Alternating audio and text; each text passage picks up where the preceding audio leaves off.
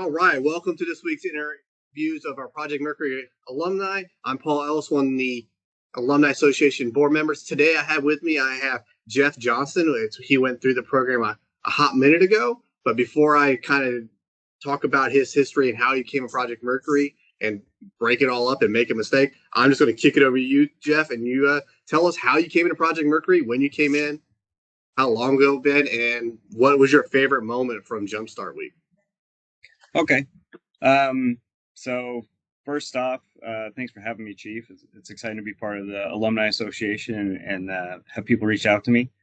My first introduction to Project Mercury, I did the week-long short course kind of with a small team there at Kadena. That got me really excited about Project Mercury Innovation. And so then I ended up doing the full course later on that coming summer, about 8-9 months later. The thing that stuck out to me the most during Jumpstart Week, every time you put one of these new teams together, it's just really fun to meet new people, see their individual talents, their Project Mercury colors start coming out a little bit. And then we went to this Innovators Museum in DC, and it was closed. We kind of talked our way into the museum, and there was Lonnie Smith, I think was his name. He was like an Imagineer, and he was getting inducted into their Innovators Hall of Fame in DC. So he actually talked to us for a good 20 minutes about, he's got like over 100 patents, all sorts of stuff going on. So that in particular with my little team in DC really stood out to me as super fun, and then super inspiring to talk to a guy like that. So I want to pull something there. You said you did the week-long course, and then you went to the face-to-face one. Now, that week-long course, was that a face-to-face at your base, or was that a virtual across the as we call the internetscape? So that week-long course was, I guess, across the internetscape. So that was a group of 4 or 5 of us there at Kadena, and I want to say there was a team in that cohort or whatever at Lake and Heath. There were some teams stateside. There were 4 or 5 teams from all over the world. So we were meeting in the middle of the night. Other people got to meet during work hours, but worth the sacrifice. So, as always, when we go through these teams or these cohorts, both the virtual or in-team week ones and the 13-week-long course, everyone has team names. What were the 2 team names? Because there's unicorns. I heard Swift Justice. There's all these unique names. What were your team names, and what was the philosophy that how you guys came about those names? I think Jet came up with our name for the first one. I think we were Team Kaizen, and I think that has it's a Japanese word, so my understanding of it is probably poor, but I think it's a philosophy in Japan of kind of being experts in your craft and excelling. You'd have to ask Jet to be sure. The 13-week team, we were the Agile All-Stars. And so that project pivoted many different ways over the time while we were working on it. So we really showcased a lot of agility and had a lot of wild projects go different directions before we settled on the way we went in the end with that one. So that was kind of how we landed there. So as you went through both these programs, both the online and the face-to-face, switching to the online, what stood out to you that was the difference between the two? And what was kind of your aha moment when you went through the program? I know you did the Project Mercury Innovation, and you said 9 months later, quoting like a SpongeBob style approach, you went to the actual 13-week course. What made you want to go to that 13-week course? And then during that 13-week course, what was kind of like I said earlier, the aha moment that made you go, this is where I want to be?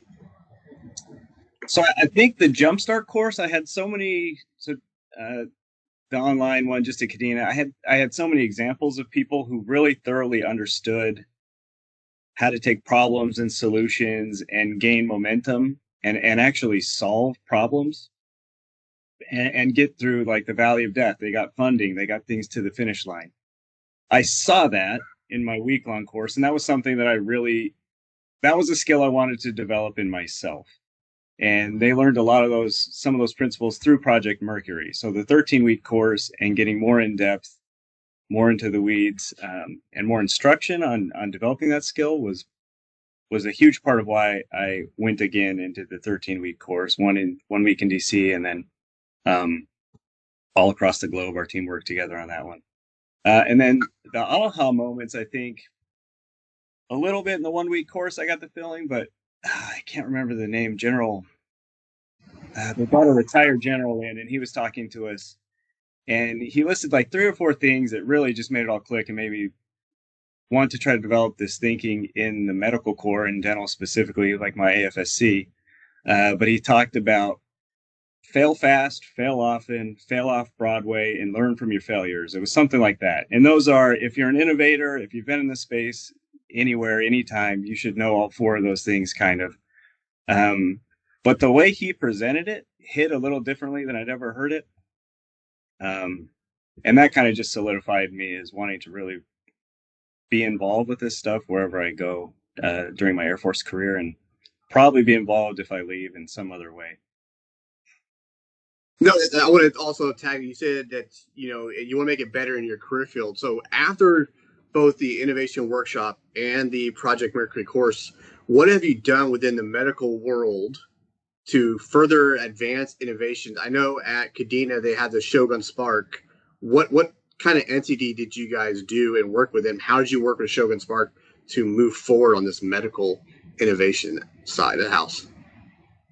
Kadena gave us so many great opportunities because our leadership there, as you know, understood the importance of innovation and things. So working with Shogun Spark, we set up what was called Samurai Spark. So it was a medical innovation cell, basically. And we took on problems within the med group and larger, sometimes working with PAC FSG's office. If they had issues they wanted us to look at and investigate for them as well. So we had a lot of projects from Katie Cup, a urinalysis cup holder for pregnant females, to help make that whole process more comfortable, to we did some hearing protection program stuff. I think that project's still kind of moving along over there at Kadena, last I checked. Lots of different things. I did random things in the dental career field as well, specifically dental lab. But nice. Now we talk about innovation and how a lot of this stuff, how we work as an innovation cell and team. What have you learned, or how have you applied the innovation mantra or training to your normal day-to-day life? Because I know innovation is just a piece of it, but a lot of times we see how it can translate or transfer to other aspects of one's life.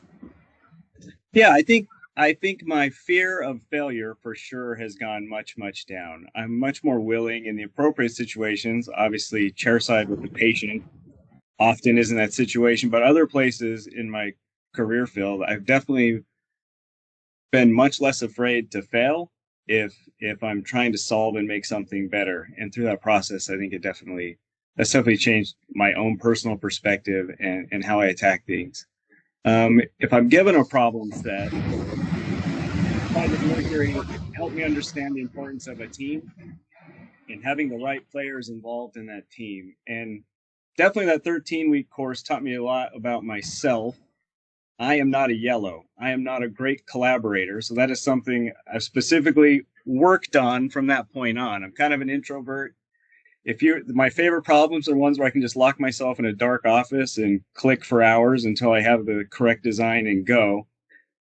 But that has limited scope and value for the Air Force and for myself. And Project Mercury really taught me I need a good yellow if I'm trying to tackle a large problem. I probably need a red, even though I don't generally like these people, but I need an engineer to tell me my boundaries and tell me like what is actually feasible, possible. And it gives me direction on how I need to go about solving the problems. You run into places and there's no way of getting around it without a leadership waiver or something to help you through it and to experiment. So I think you learn the value of all these team members that you wouldn't normally pull in otherwise. No, I mean, that's an interesting pull in there and talk about is how we have all these different personalities. A lot of people automatically assume that unless you're the actual widget person making the project, you're not the innovator, that you're just there. So it's happy to see that the innovation team encompasses from the person who's the collaborator, the builder, the one who just wants to move fast, and as you point out, the engineer to kind of help build that road of what your left and right boundaries. As you've gone through this, and you mentioned earlier how you're more likely to fail, right? You said earlier, fail early, fail often, fail off Broadway. I know we talk about humble pie, but in the innovation space, as you've gone through this after Project Mercury, how is your outlook on failure cake eating it? And give me an example of when you've had to look at it and take a piece of that failure cake, eat it, and move along. Yeah, so I really pressed hard on that hearing protection project. Part of it involves taking impressions of people's ears. And dentists, specifically my specialty, is credentialed to do that. So I thought, what a great situation for me to go help this project and make these impressions. But leadership didn't want to take my chairside time away from our dental mission to accomplish this other side task. So I had to swallow a lot of humble pie for like 6 or 8 months of begging my personal leadership, let me do this. I had to finally just swallow my pride and say, you know what, there are other people around here that are also qualified to do this, and let's go work through those avenues. So I think they're getting help through some of the audiologists in the Navy and through public health, and even maybe with some IDMTs and people out there now to do that. So there's different times you swallow different slices of humble pie. I've definitely had a couple times. So I made this is hard to describe. This is very, very niche failure here, but we do these things called scam bodies in implant dentistry. So it's a piece that I screw onto the implant in your mouth, and we have an intraoral scanner that actually takes like a 3-dimensional picture of that, an STL file, if you're following that. The companies don't like talking to each other, and the branches, some of them use different companies. And the lab there at Kadena was kind of a purple lab. We served all of Indo-Pacific, so we would get cases from one company that didn't work with the software and parts we had in our company. So I spent a long time making my own implant libraries to work on that. And I had to finally, take an L personally and reach out to a couple engineering friends to understand the software I was working with, to build this library, and to understand some of these tolerances and things before that project could move forward. So I think a big piece of innovation is humility. You look at the great innovators of all time and you put them on these pedestals and things, but I think when you really dig down in their character, a lot of these people were very humble enough to listen to the people around them and say, hey, we don't know the answer to this, and go find it. So a lot of times that failure pie comes from just your own ego getting in the way. It has for me a couple times. I think I got around it eventually both times, but that's definitely man, there's so much failure out there. Getting funding too is always a big roadblock where sometimes you can fail. Or with the Katie Cup, we had one solution that we took all the way to a certain point, and then we needed some FDA compliance things put together, and we couldn't get funding to go do that. So you run into failure different times, different places. But we pivoted and ran with an additive manufacturing route later on there. Nice. So we talked about failure cake, and that's usually one of the hardest things any of us talk about is how we failed, because hearing it in your voice, the emotion that it's kind of like you feel like you let the project or the people on your team down because you didn't get it through the finish line. Let's flip that script. Are there any type of innovations or projects that you've worked on that you're like super proud about, super stoked to talk about, and want to just elaborate for the alumni team that's listening or people watching to get an understanding of what you've worked on? I mean, the one that stands out to me, the innovation project I'm most proud of, got the most momentum probably, but Project Lavoy was one that really, Air Staff Command College, and I'm working on Air War College now, so I listen to lots of podcasts, read a lot of papers about great power competition and these things. And as I listen to those on my drive into work a lot of mornings, if there ever is conflict in the Pacific, and however that starts, whatever you want to argue, when I look back on that project, I can usually be really proud. Mostly I'm proud of my team members and what they were able to accomplish in spite of me. But what that Project Lavoy team accomplished, I do believe will sustain life long enough for some individuals to get back to higher echelons of care and have their lives saved. And being a part of a project like that, I don't know how you can't be proud of what that team was able to accomplish. But, yeah, I'll leave it there.